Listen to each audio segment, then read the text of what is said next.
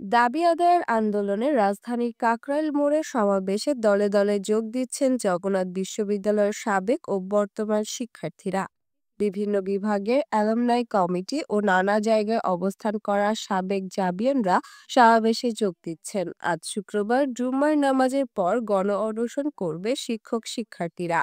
তারা বলেছেন, জগন্নাথ বিশ্ববিদ্যালয়ের প্রশ্নে আমরা আপোষহীন। আগের অধিকার আদায়ের সংগ্রাম করা হয়েছে, এখনো হচ্ছে। কোনো পার্থক্য নেই। শিক্ষার্থীদের দাবি মেনে নিতে হবে। শিক্ষক শিক্ষার্থীদের ওপর হামলার বিচার করতে হবে। সাবেক জাবিয়ানদের পক্ষ থেকে শিক্ষার্থীদের সমাবেশে পানি, কেক, কলাসহ নাস্তা সরবরাহ করা হচ্ছে।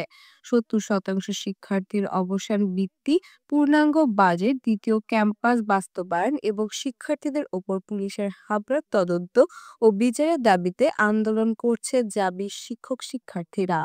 চলমান আন্দোলনের তৃতীয় দিন আজ শুক্রবার সকাল থেকে এখনো পর্যন্ত ১০টি বাসে জগন্নাথ বিশ্ববিদ্যালয়ের শিক্ষক শিক্ষার্থীরা কাকরাইলের সমাবেশে যোগ দিচ্ছেন।